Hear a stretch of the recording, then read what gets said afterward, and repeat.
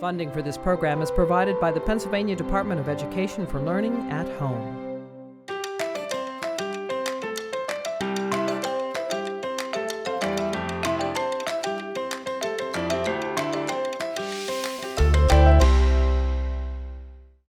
Hi, my name's Christian Rabley, and I have an amazing team of teachers with me here today.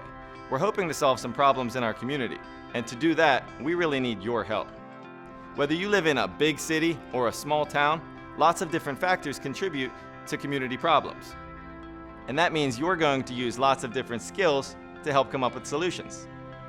From social studies to science, math, and English language arts, get ready to see how all those skills you learn in a classroom can be put to good use right in your community. Each community is unique, so I'm going to ask you to imagine your unique community. What comes to mind? Maybe you're picturing your neighbors and the people who work in the stores, deliver the mail, and walk their dogs down your street. Or maybe you're picturing the basic map of your town and the buildings, businesses, and homes that make up your community. That organizational structure of society is called its infrastructure. Infrastructure covers a lot of things that help a community function. It's not only the buildings and businesses, it also includes transportation systems, the roadways and bridges that lead you through town, the communication systems, waste management processes, and its water and power supplies. Infrastructure is a complex puzzle that's designed for the people and businesses in a community to thrive. And communities often thrive when young people, like you, are involved in the systems at work where they live. Do you take pride in your community? I know I take pride in mine. Communities are home to many of our life's most meaningful moments. For instance, I remember playing Little League Baseball and riding my bike around the community. I can picture the view over my handlebars of all the places I went. I have fond memories of going to community festivals and sporting events and rallies while growing up. And when people came to visit from out of town, I remember proudly showing them the museums and discussing the history that shaped my community's infrastructure. I love my community, so I want to see it thrive, along with all the great people who live here. But like many communities across Pennsylvania and around the world, my community has room for improvement. To get you thinking about that, let me tell you a little bit about my hometown. I'm from Johnstown, Pennsylvania. It was founded in 1791 by a Swiss immigrant named Joseph Schantz. It came to be known as Schantztown, or today we know it as Johnstown. In 1852, the Cambria Iron Company of Johnstown was founded, and it's considered one of the greatest of early modern iron and steelworks. As the steel mill and coal mines grew, thousands of immigrants, many from Southern and Eastern Europe, came to Johnstown to work, and they settled next to the mill. But in 1889, Johnstown was devastated by a great flood. It killed over 2,200 people, destroyed 1,600 homes, and resulted in over $17 million in property damage. That was an enormous amount of money at that time. Johnstown was rebuilt and actually grew to a population of 67,000 by 1920. But unfortunately, Johnstown was hit by another flood in 1936. The people of Johnstown are resilient though. They rebuilt again. But in 1977, you guessed it, another flood hit Johnstown. That one took 85 lives and did $300 million in property damage. The damage to the economy was made even worse when employment at Bethlehem Steel dropped by 4,000. Since then, Johnstown's population and its economy have declined. And when a city's infrastructure is built for 40 to 70,000 people, but only 19,000 currently live there, it is inevitable that there will be blight. Blight is a term used to explain the process when a once functioning city falls into disrepair and decay. Residents and businesses leave the area. As time passes, abandoned homes and buildings deteriorate and fall down, or they attract trouble. Either way, that blight becomes dangerous and unattractive, and it drives down property values for surrounding properties. But there's a positive trend across the country to revive depressed towns by tearing down blight and building green spaces. So we're challenging you to design a green space for your community. Okay, right now, you might be saying, great, but what's a green space? Well, a green space is a designated area where nature and humanity cooperate, mindfully and intentionally, within what is otherwise an urban landscape. Research shows that green spaces tend to improve people's happiness, health, and constructive brain activity. Thoughts become clearer, breaths become fuller, connections become stronger, and physical activity becomes natural in a green space. Research has even shown that when people live within 10 minutes from parks and nature spaces, they're happier and healthier. Unfortunately, when access to those green spaces isn't equitable, those health benefits aren't always fairly distributed. That reduces access for our most marginalized citizens who need them the most. In that way, green spaces contribute to social justice too, because more people have access to the nature spaces that help make them healthier. And when the green spaces replace the abandoned buildings and other blight, the whole community becomes safer and more attractive for all the members of the community. Now I'm going to ask you to picture your community again, and this time, think about how a dynamic green space can improve the overall and individual health of your community. How can that green space be woven into your community's infrastructure? Answering those questions requires you to think about how a community's needs can influence the design and physical construction of a space. So you'll need to understand how people interact with their communities and how a nature space could be designed to promote interactions and improve community cohesion. You'll need to determine a location for your green space, and that means analyzing street maps and satellite maps. Community leaders need to be on board with the idea, so you'll have to learn who serves on city councils and other influential groups that have the power to approve decisions and commit funds. And who knows, maybe you'll even discover that you want to be one of those community decision makers in the future. And finally, to make sure your green space honors the community it's in, you'll have to conduct research about your town's history and understand what's important to the people who live there. Then, get to work on a design that offers a comprehensive solution. This project gives you an opportunity to learn about diverse problems in your community. It will also help you think of every problem you identify as an opportunity to create a solution. Every community across our nation could likely identify problems or issues to be addressed and improved. We can always strive to be more perfect. We hope you can apply your skills, utilize your talents, chase your passions, and create meaningful change for the place you call home. We can't wait to see what you create.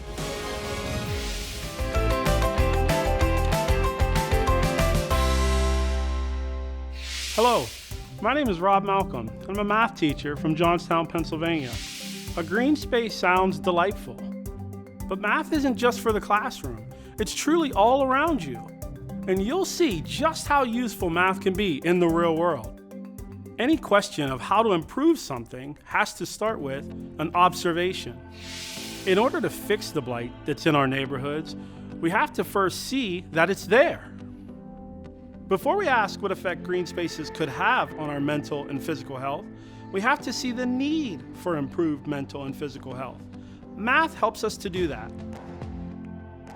My town, Johnstown, has a land area of about 6 square miles and a population of 20,000 people, but it wasn't always that size.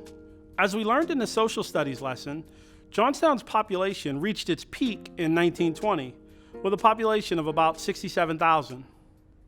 The geographic size of the city hasn't changed much at all since then. However, around 1940, jobs started to leave the region, which meant people started to leave the region too. It's sometimes helpful to look at a statistic called population density, which refers to the number of people in a given space. In science, density is the amount of matter per unit of volume, or how much stuff you have in a given space. The formula to calculate density is mass divided by volume. And we can use area instead of volume to determine population density.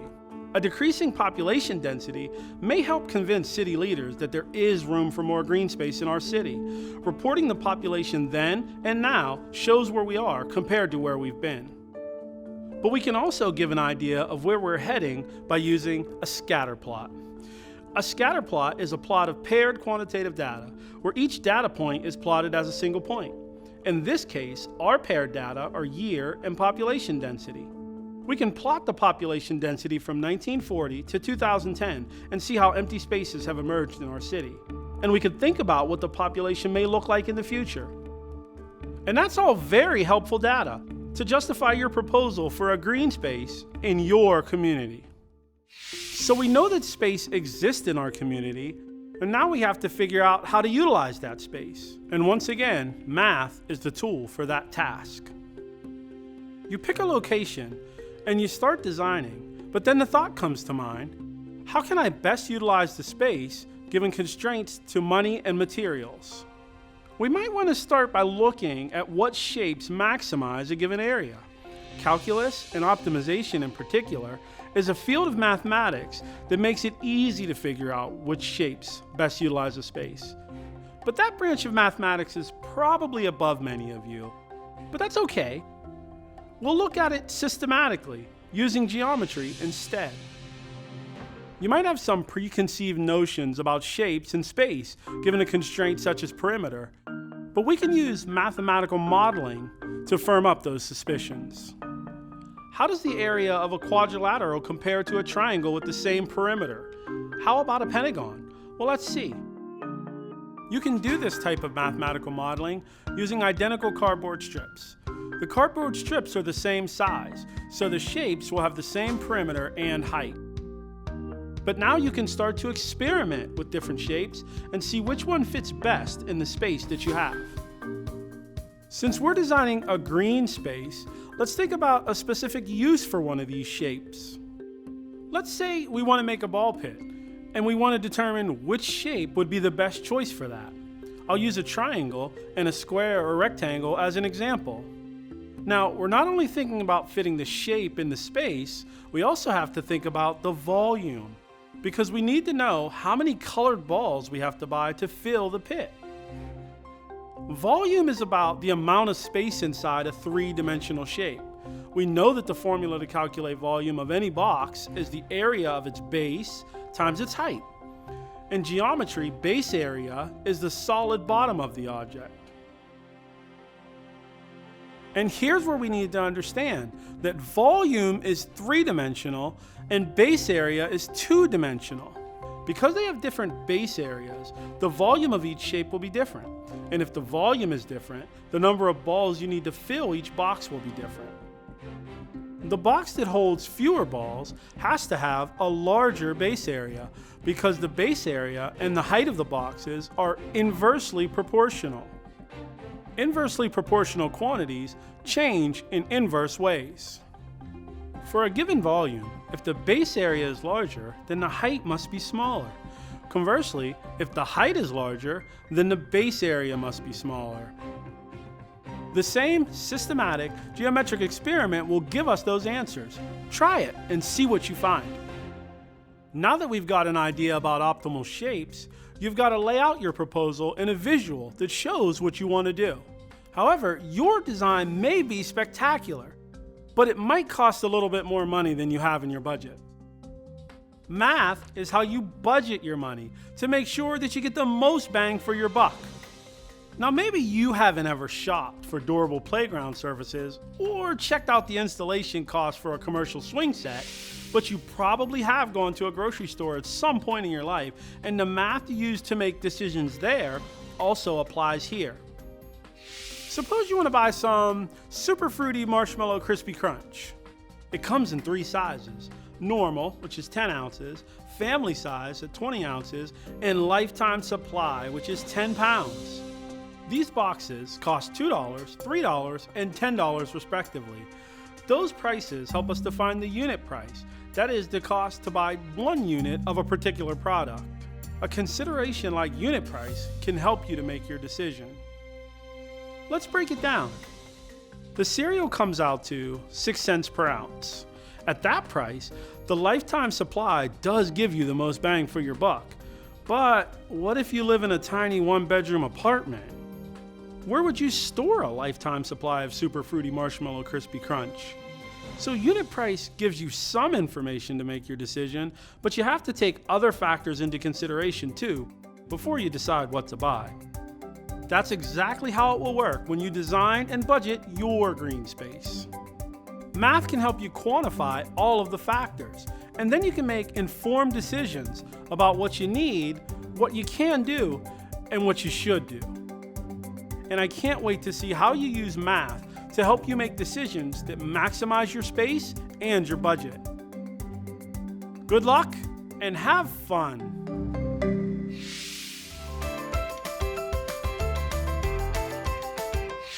Hello, students. I'm Mrs. King, and I'm a high school teacher in Johnstown, Pennsylvania. And I'm so excited for the opportunity to now get to work with all of you. You've seen examples throughout history, and even most recently, of people breaking down barriers and finding solutions to monumental problems and fighting to overcome systems that they believed weren't working any longer.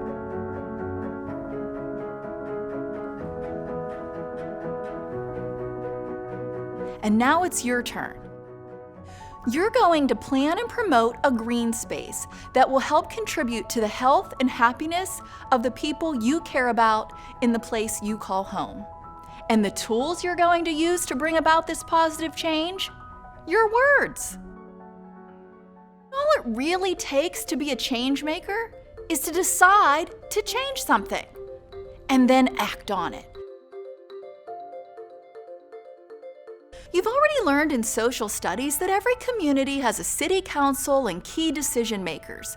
It'll be your task to try to convince them to support your position, that it's important to design a green space in your community. And that takes really effective persuasive writing skills. We'll begin with the 5 stages of the writing process with a focus on persuasion. Your task will be to gather factual, credible evidence and deliver it in a way that sways your audience to approve your plan. That takes effective writing skills. It's an art form. It's careful planning and thoughtful revision. To put it another way, I'd like to paraphrase famous writer Ernest Hemingway's take on process. The first draft of anything is garbage. All right then. That is why we spend so much time on process, to get to our very best version. The first step in the writing process is pre-writing. It's the stage for brainstorming, to start taking all of those big ideas swirling around in your head and pull them into shape and focus. The next step is drafting. Use your notes from the pre-writing stage, and most importantly, don't worry about making mistakes. This first draft isn't meant to be perfect, just like Hemingway said. It's just a starting point that you will then use for the next stage of the writing process. That next stage is revising your draft. Revising is where the magic happens. You add details until you're confident in the way your ideas have taken shape and the language you've used to convey them. The next step is to proofread and fix the mechanics of your writing. Check the spelling, fix the grammar or punctuation errors. And finally, it's time to publish your work. If it's a written paper, neatly print or type it. If it's a speech, create note cards for yourself and decide if your presentation could benefit from visual aids. Of course, there are additional techniques that you could use to help strengthen your position. For example, be sure to gather lots of credible information from reliable, factual sources to help strengthen your case, much like a lawyer preparing for a trial. Passion is good, but passion backed up by facts is even better. You'll research and develop supporting points to help add credibility to your stance. There are 3 categories of supporting points. You might consider using examples of other nature spaces that have been developed to improve communities. Also, there are statistics. You'll learn more about statistics in your science lesson. And finally, you might consider testimonials.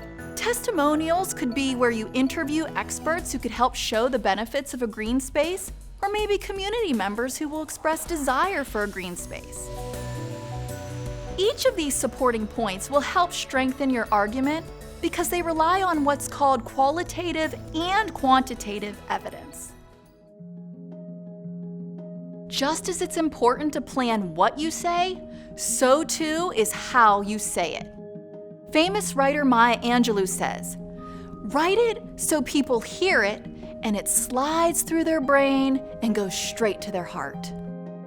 You will practice these how moves of famous writers by studying the works of literary change makers like Emily Dickinson and William Wordsworth, writers from the Romantic period of American history. We'll review a few poems from this time period to illustrate the timelessness of shared human experience, such as enjoying the beauty in nature, celebrating regular everyday people, and embracing individual experiences. We can use the words of Ralph Waldo Emerson as an example. Emerson believed that each individual had the ability to move beyond the physical world of the senses into a deeper spiritual level. His advice?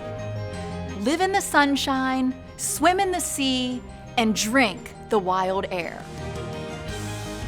So we're going to study the power of words through poetry, and our interaction with poetry will help us to see it as a vehicle for helping us to strengthen our emotional self-awareness. Mindfulness is another way that we can make change within ourselves, and as Emerson said, even spiritually. So our hope for you through this project is that, of course, you strengthen your skills in all of your content areas, but more importantly, that you apply those skills to something you care about in your community, such as creating a green space. Your process, your unique voice. We can't wait to see what you create.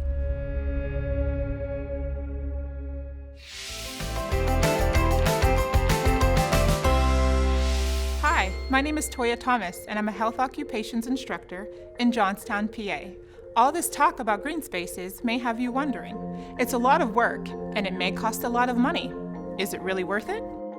Remember, during your social studies lesson, Mr. Rabley explained that research shows green spaces tend to improve people's happiness and health. Right now, we're going to explore the science that proves it. We are going to talk about what happens to our brains when we are exposed to nature. First, we know that the brain has different areas that control different functions.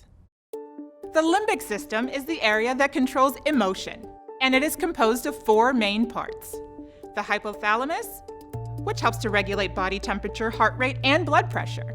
The amygdala, which processes emotion. The thalamus, which helps to relay messages in the brain. And the hippocampus, which plays a major role in learning and memory. We also know our limbic system gets quite a workout with all of the emotions it has to process.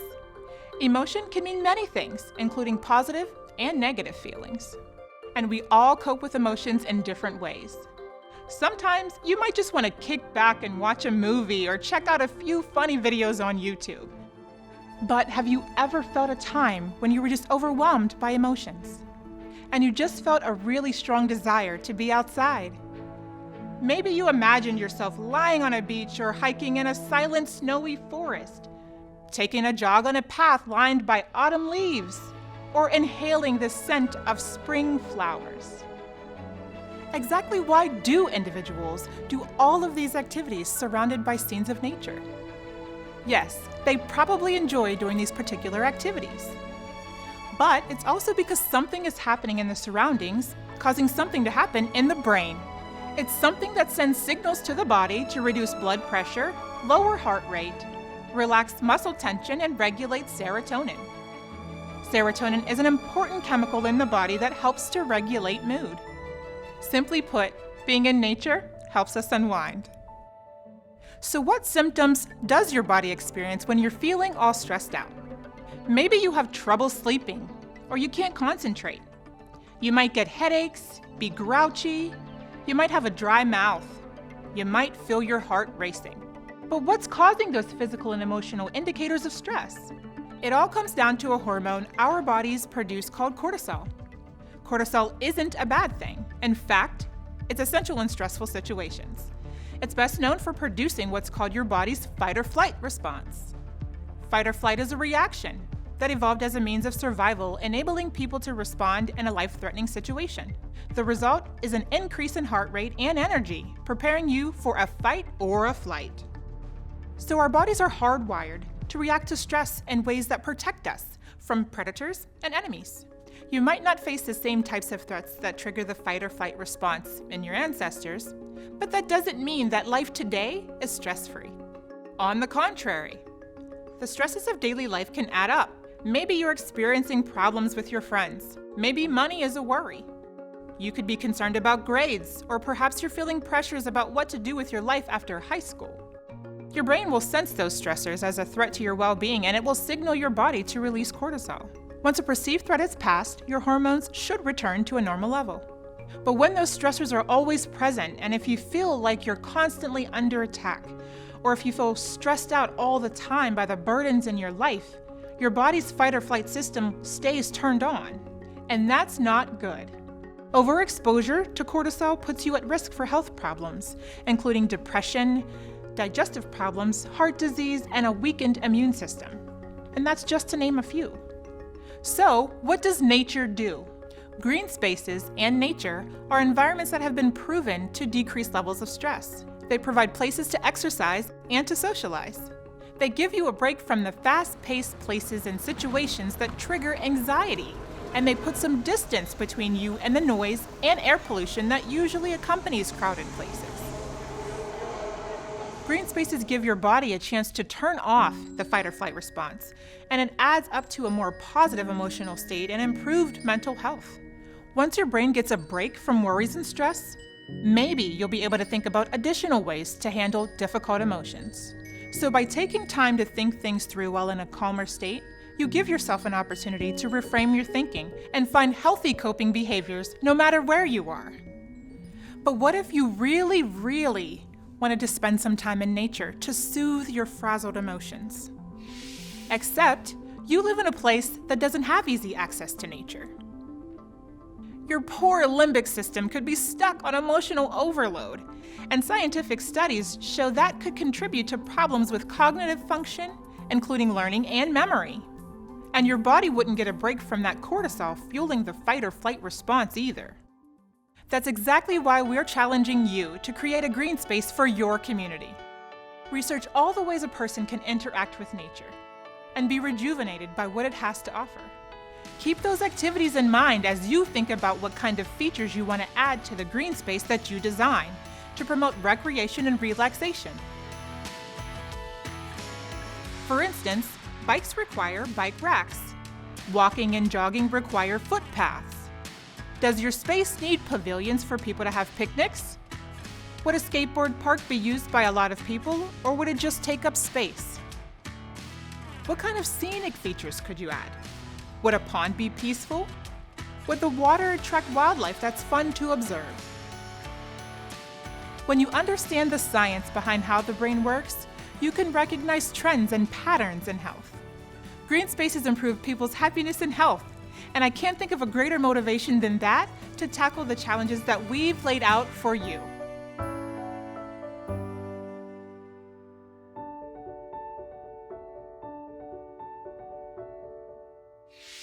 To download the free lesson plans to be used with this program, visit us online at wqed.org/SOS. To request a hard copy of the lesson plans, please contact your local school district.